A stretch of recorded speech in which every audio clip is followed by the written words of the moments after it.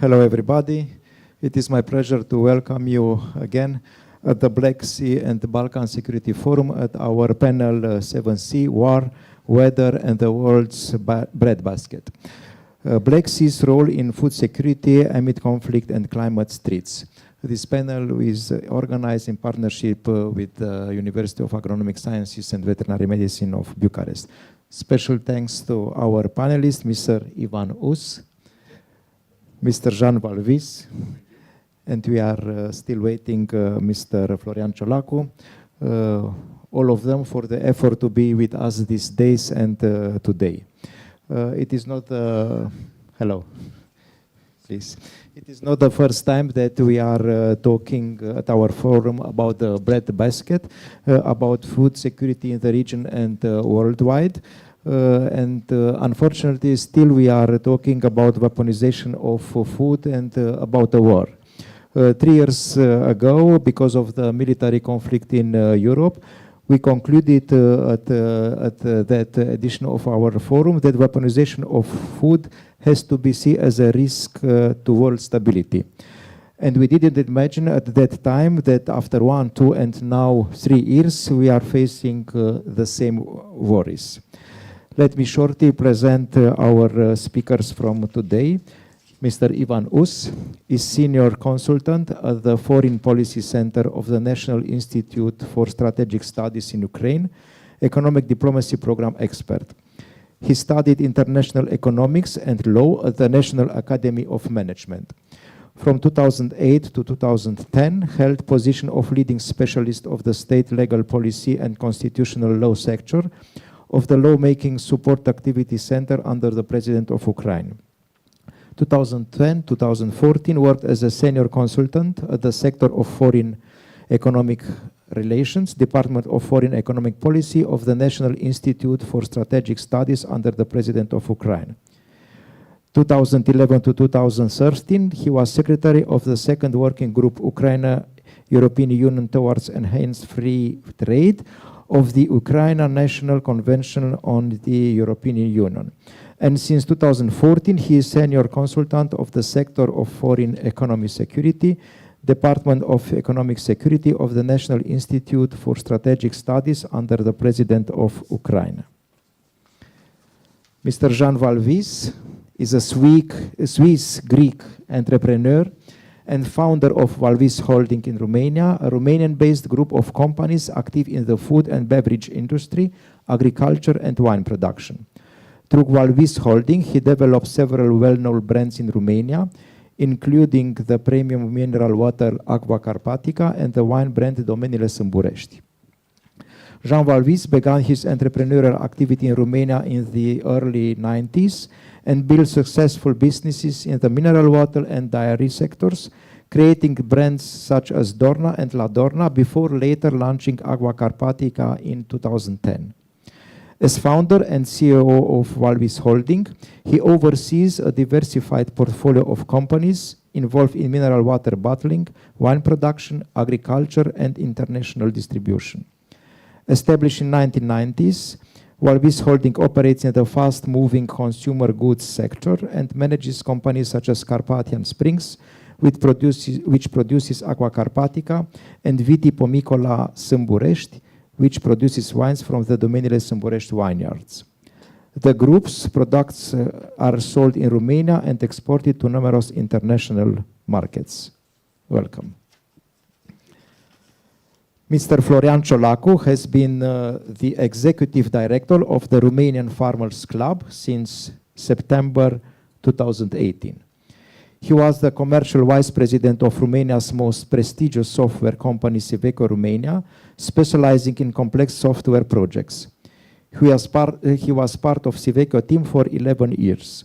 Previously, he served as a diplomat at the Romanian Ministry of Foreign Affairs, focusing on relations with the United Nations and multilateral diplomacy. He was appointed as the Romanian representative to the specialized agencies in Geneva between 2000 and 2004, the International Telecommunication Union, the World Intellectual Property Organization, and as a representative to the European Organization for Nuclear Research. In 2006, he completed the executive policy program at the GFK School of Government at the Harvard University in the United States. Florian CIOLACU is a member of the Aspen Institute. He graduated from the Faculty of Physics at the University of Bucharest and has completed postgraduate studies at the Bucharest University of Economic Studies. Welcome all, and I propose at the beginning to introduce yourself and to enter directly in our subject from today. Thank you, Teodor. First of all, greetings to all audience. Thank you for interest to this topic.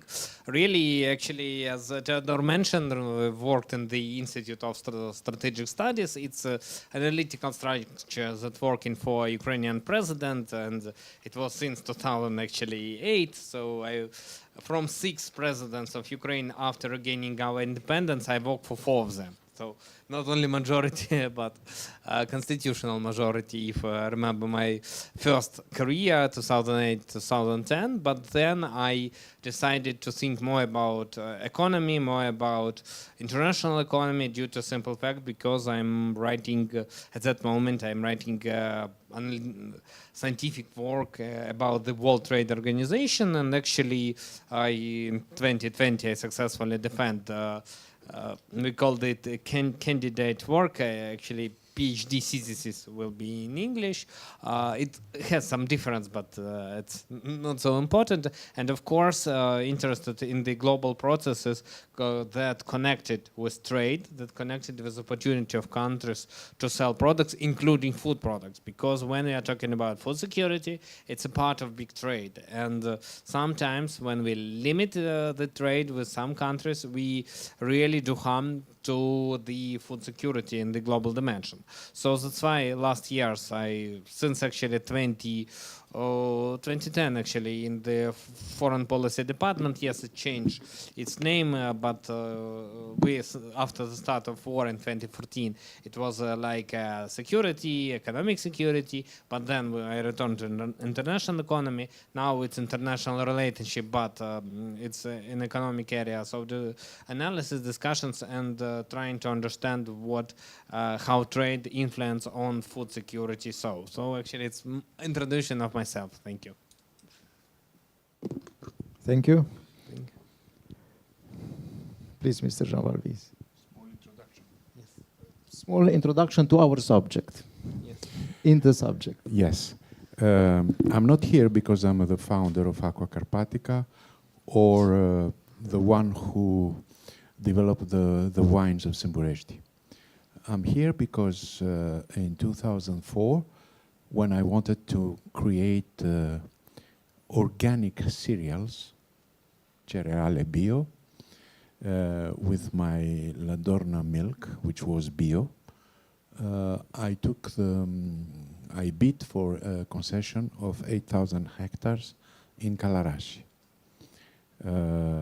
I am confronted with huge problems from the 2004 year, which I won this open bid, and from 2012, in my quality of vice president of the VIIc organization, Foreign Investment Council, Consiliul Investitorilor Străini, I was during, let's say, some 8 years, president of the task force of agriculture. I have a big story. One day I'm going to write a book trying to establish contact between you was not Mr. CIOLACU in your organization. And I remember that we tried as private business to establish a bridge with the political side. Private individual investors in agriculture and versus state strategy for the agriculture. I can tell you today, and we're going to come again more analytically, that the same agenda of 2012 is still very contemporary, very big issue, and practically what is my conclusion is that country which have a huge potential in agriculture have a lack of resilience in establishing agricultural strategy. There is a lack of political decision. The lack is here, but the private initiative and entrepreneurial risk is also here. And if we have a relatively good situation today in Romania, is due to the private sector. Thank you. Thank you very much. I will follow up on the words that you mentioned regarding the agriculture. I will have after that a short presentation when the time will come. It could be in Romanian or it's in English. No. Could be no. So I mentioned that. So I joined this organization. Actually, I was part of the team who created this organization in 2018, the Romanian Farmers Club for Performant Agriculture is the long name of this organization, with the aim to influence in a good way the public policy. Actually, we started with 10, 11 important farmers, and now we gather more than 1,500 commercial companies as members of this farmers club. So we are a strong organization.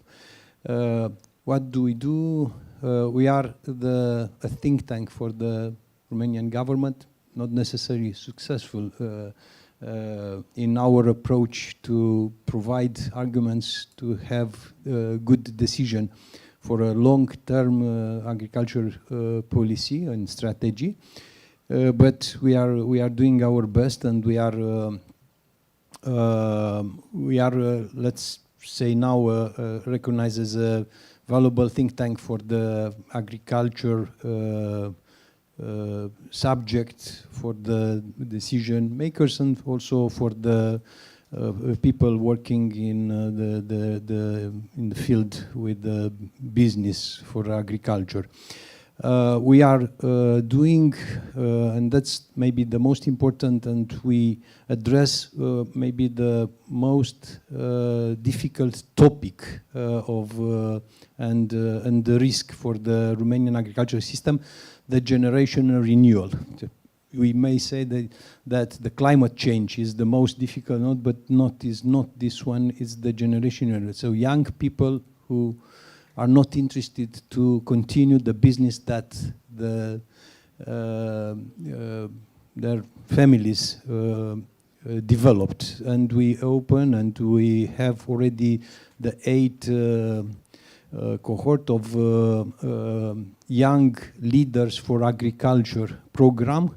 Around 600 in total people were trained through this program, and I advise you to have a look to this young leaders for agriculture program references on the net, and we considered as an objective 7 years ago to reach 1,000, the critical mass, to support transforming the Romanian agriculture. We are on our way ahead to reach this objective. So we do analysis, including the impact of Ukraine accession to the EU on the agriculture in the Black Sea region. We do advocacy, and we do training, and we create new type of jobs, like we discussed in the morning to the university as the farm digital officer. In 3 years, the universities in Romania will train around 1,000 new farm digital officers, which will start working in the farms to integrate through digital technologies the business there. All these aspects are part of a security strategy to not to secure the value chain of the agri-food, but to have a more resilient, a more competitive farmer under these circumstances of several crises that we have: the climate, the economic, the financial, the human resources, the political crisis. So happy to be here. I'm very sorry to be late. We had a meeting, a 2 days meeting, together with the World Capital Institute and the New Club of Paris, and we are organizing. I left this meeting now, and we work with these two international think tanks discussing about the role of intellectual and natural capital to strengthen agriculture. Thank you. Thank you. I think that we heard from both of you, from Mr. Valvis, from Mr. CIOLACU, about our local internal agricultural problems, lack of agricultural policies, and efforts of the private sector. But despite of this, if we are looking in our region, because we have to come back on our subject, I will ask each of you. What do you think, how has the war in Ukraine, because we are speaking for many years and we are facing the same subject, how has the war transformed the Black Sea region from a commercial artery into a strategic vulnerable in global food systems?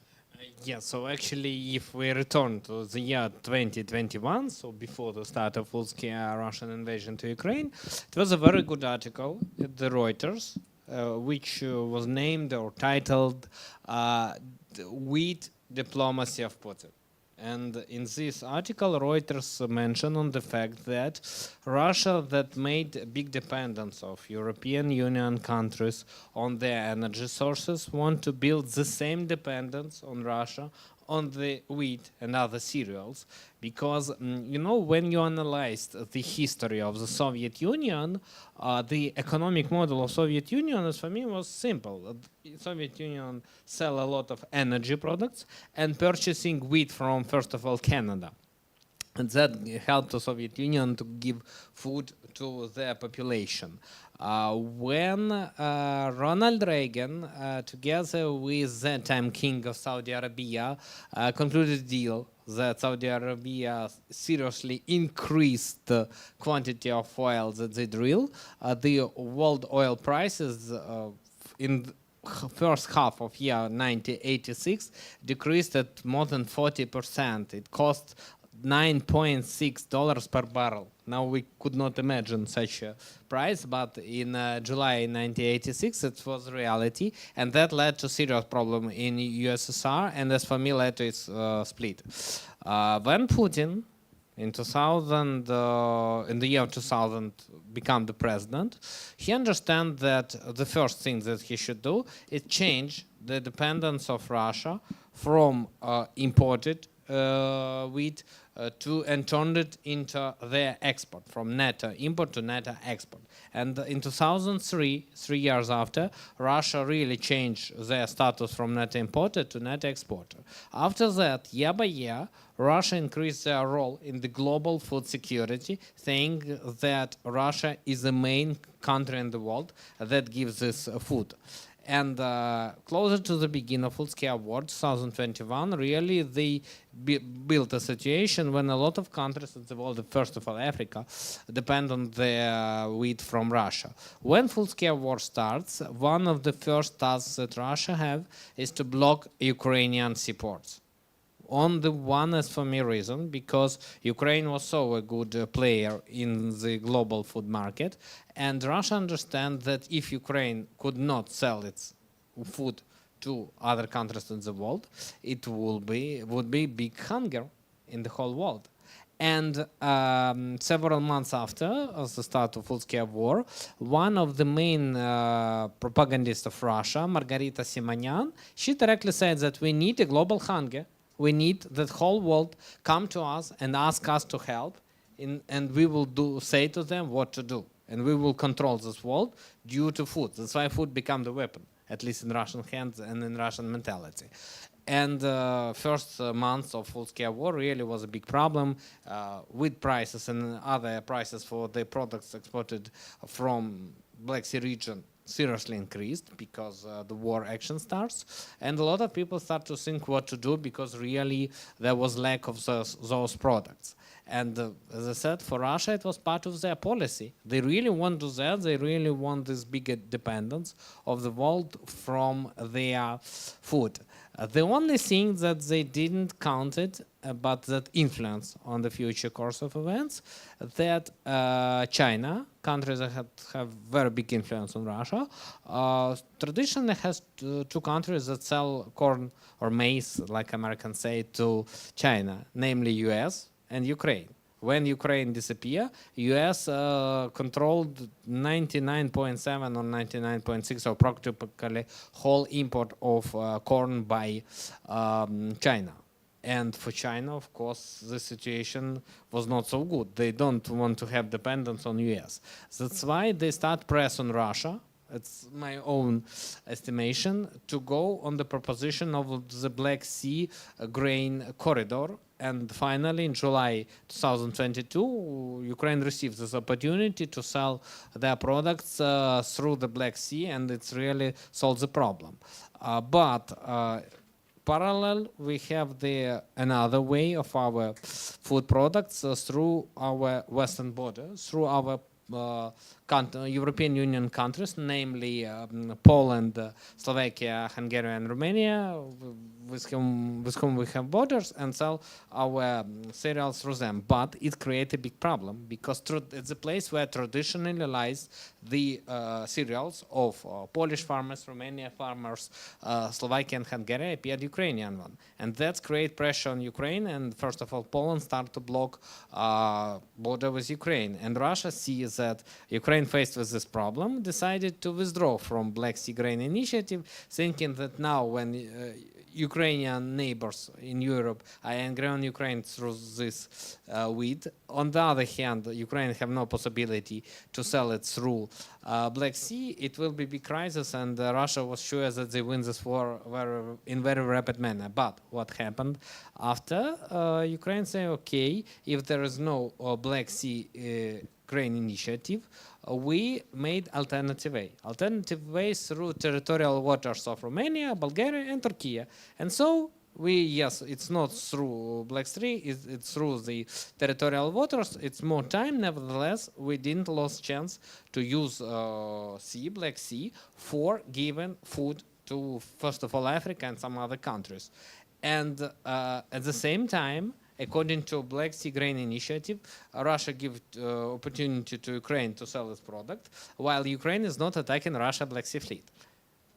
When Russia withdrew from this deal, Ukraine started to attack Russian military ships. And in one moment, Russia understands that they could not secure it, because it was an epoch, especially 2023, when drones becomes more and more important weapon, and not only drones on the air, but drones on the sea. And the Sea Baby Ukrainian drones really attack Russian fleet, and we destroyed some Russian ships. And of course, for Russia, it was shock. They asked Ukraine to return to Black Sea Grain Initiative, but as I said, thanks to Romania, thanks to Bulgaria and Turkey, who give our territorial waters to our ships, we solve our problems, and we emphasize the importance of the Black Sea for the global food security, because the situation in 2022 is, for me, demonstrated that world really want to receive the products not only from Ukraine but from all countries situated in this region, and that is, for me, increase the importance of its region, first of all for European Union, because traditionally when we talk about EU, we think about Western Europe, that the economy developed there, but not in the central part where we situated. But situation with wheat in 2022 demonstrated that we have, as Donald Trump liked to say, cards on our hands, and it's food and the opportunity to help the world not to be in such hunger like it could be due to Russian will, as Russia really wish to have such situation. So as for now, I think that when Romania, Bulgaria, already members of EU, Ukraine and Moldova plan to be there, I think that we jointly can say that we produce a lot of food, we can help the world, and it will be help from the European Union. So it increased our price inside the European Union, a price as the countries that help to global food security. Thank you. Thank you. I think about the concerns of the farmers in France and in Poland and also in Romania in the last years about how can Ukraine close the chapter for future negotiations to enter into the European Union to fulfill the requirements compared to the rules which we have inside, and how do you think can the European Union integrate the agricultural system and the agriculture of Ukraine if we are facing these concerns and they are not? Of course, I understand that it's concern for European Union, for countries neighboring with Ukraine. So, but as I said, it can increase the value of European Union. So, European Union instead +1 agriculture country, and it's plus first of all for European Union as a unity. So that's why I think that as for really when Ukraine analyze how much money we need to Euro integration in agriculture sector, it will be not big figures, because agriculture sector, as for me, is good enough for that. So it can even now we are talking about economizing of potential money that EU can spend for integration of its new member, because we can produce the result even without the support, and it's helped to us in negotiation, because we said, guys, we don't need so much money, we need less, just because we are ready to be in competition. The only question that it should be a final decision, because we know that it will be problematic. Even Poland, that played the role of one of the main advocates of Ukraine in the European Union, they said that, but not in the farmer question. So we be ready for hard talks. So we understand that it will be hard talks. Now, politically, of course, some people said about fast way of Ukraine to EU. I don't think so. I don't think that till the next budget of European Union, Ukraine will be there. As I remember, 2033 approximately. Yeah. So, but of course, there will be talks about agriculture first of all, and how Ukraine could be in common agriculture policy of European Union. It's so important to be part of it, and of course to understand the limits. The other questions that we should set to European Union, that sometimes when they created those limits, they should not forget about the danger and damage for agriculture sector of all countries. That's why we see how many farmers now have protests in Brussels, just because they are not I try to say not agree, but probably when they're against the grain initiative inside the EU, because it's limited farmers, and the European Commission should understand that. Of course, the Green Deal is a good thing, but first of all, they should think about how to increase the role of EU in the global food security matters. Thank you. I know, Mr. CIOLACU, that the Romanian club of farmers has a close connection both to Brussels and to many farmers from Romania. How do you see this strategic vulnerability in the Black Sea region because of the war? Okay, I will use a few of the slides that my colleagues prepared through the presentation. but I would like to comment, and I will switch to Romanian if you allow. But I would like to comment on the contribution of Ukraine to the global security, food security. It's definitely important. The accession of the Ukraine to the EU, it is and is going to be a complex and a comprehensive process, and it will not be easy.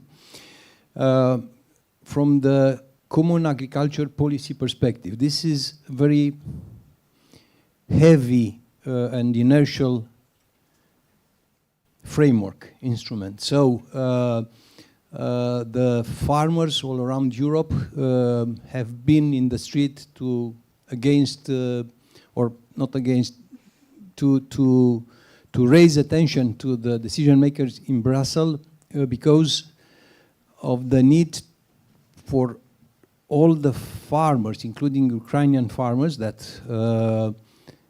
EU Commission has created a free trade agreement on food and cereals.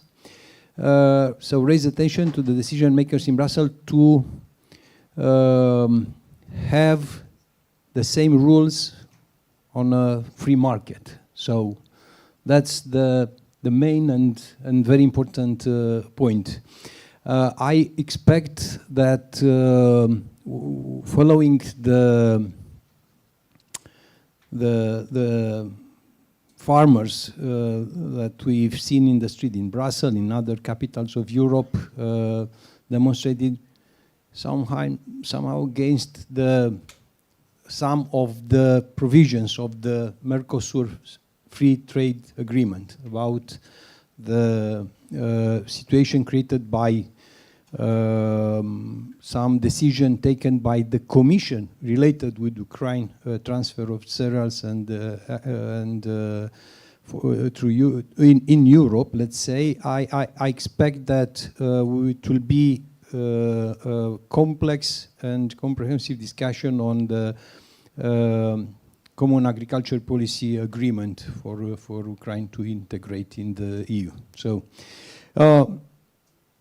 okay, I take this opportunity because I've got the permission. I switch to Romanian.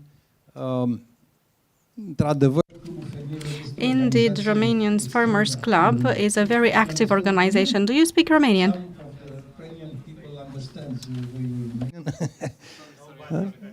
No, it's good to know at least. Este o organizație. Our organization is a very active organization. It's a think tank performing analysis, some of them annual analysis, others in collaboration with research centers in Europe or with other think tanks, like we are now working now with the World Capital Institute and an institute in Paris regarding the intellectual capital's contribution to the need of agriculture to be appropriately placed on the market. Our analysis focus on the climate changes, geopolitical shocks, and demographic crisis, including that generational exchange I was speaking about earlier. That significantly affects the competitiveness of Romanian farms. I'm going to show you an indicator shortly.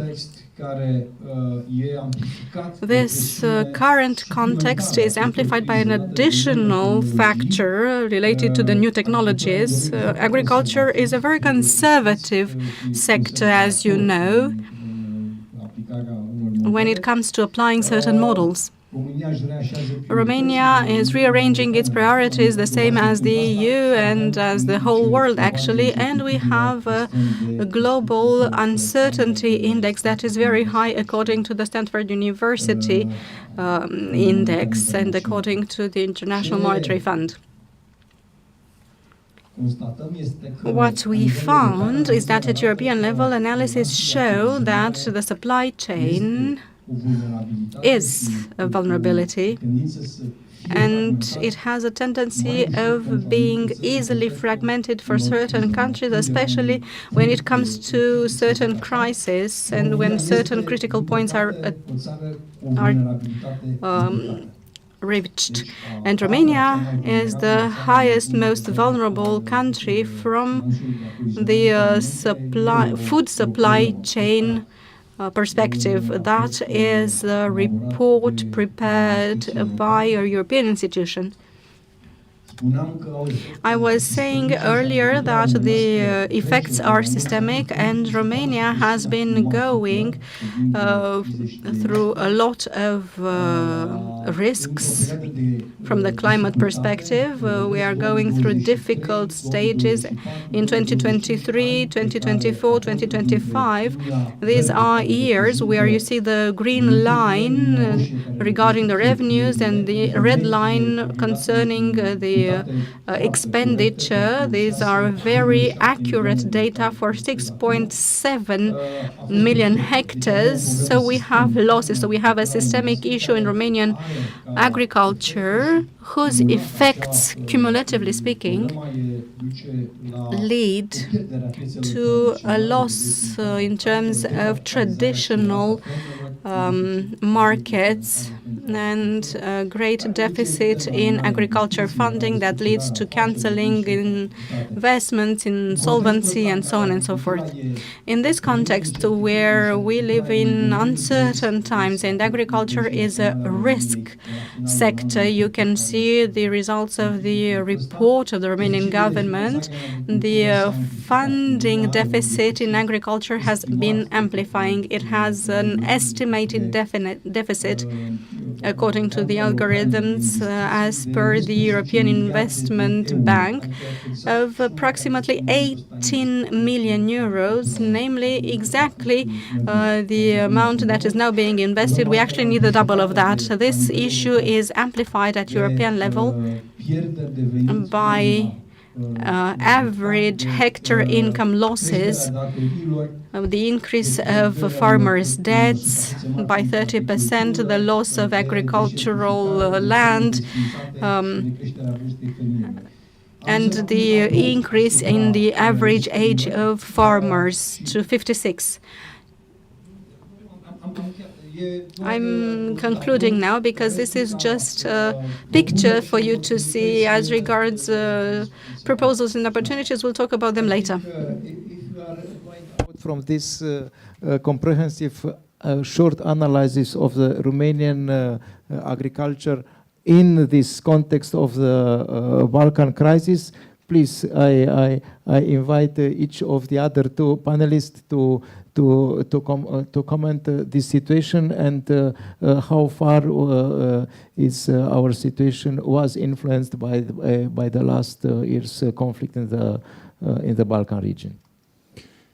After Mr. Us and Mr. CIOLACU, it's difficult to intervene in the rest of the 10 minutes that we have. But I'm going to say the essential thing. The essential without slides and without so many historical data. Thank you very much, Ivan. I want to say one phrase. A piece of bread today is not agriculture. A piece of bread is energy, logistic, infrastructure, water, and geopolitics. And the time of an abundance of agricultural products is finished. Because it was the time that we have cheap energy, cheap transport, geopolitical stability, and a fluid global supply chain. Finito with this. So when you ask me, Mr. TRATCîn, to comment all this in relation with the Black Sea and Ukrainian, I would like to mention 3-4 things. One, you remember the price of the gas, how it's come? 70% of the price of the fertilizer is gas. So that put a very big difficulty with agriculture in Romania. Second, the transport logistic with the oil price, another dimension of what's mean food security. We speak about food security. Food security is 3-4 vectors, which is not more agriculture. The logistics have been very influenced in Romania by the corridors. And sorry to remember you, Ivan, but not all the quantities that pass through Romania was to be exported. They influence also the local market and the local prices in the detriment of the Romanian agricultures. I'm not in the club, but I continue to defend the interest of the Romanian agriculture. The cost of the electricity also. If you want to do irrigation, you have to have energy, electricity. So that was also influenced.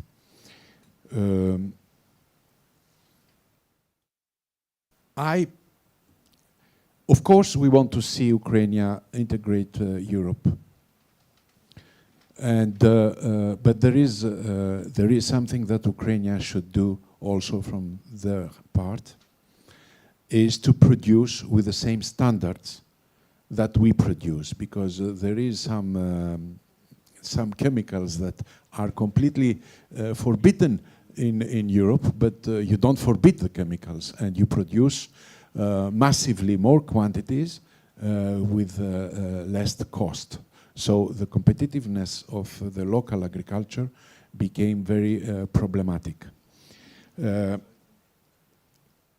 My conclusion, without showing you any diagrams or quantities, okay, I can tell the domain that I fight from 2012 as president of the task force of the VIIc, trying to convince the strategy of the Romanian politics is to invest massively in agricultural infrastructure. That's mean irrigation and roads and logistics. I mean barge, transport.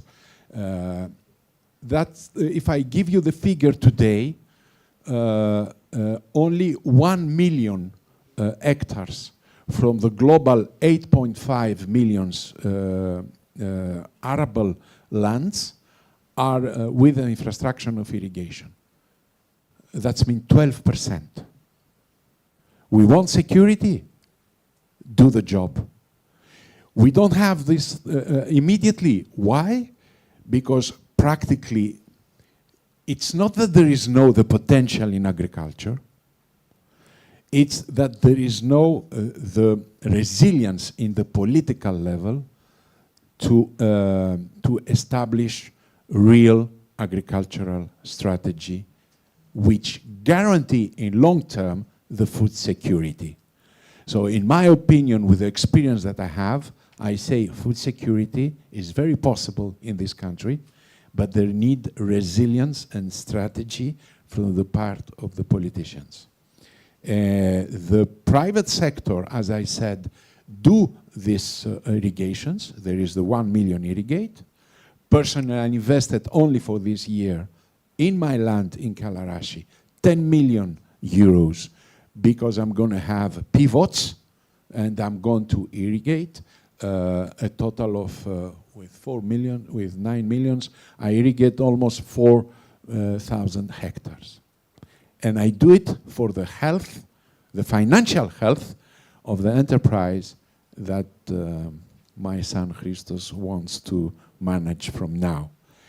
I'm very trustful in the Romanian potential in agriculture, and that's the reason I'm also accepted your invitation. George, thank you very much. There is small things to do, but we need resilience and strategy on the level of the political people.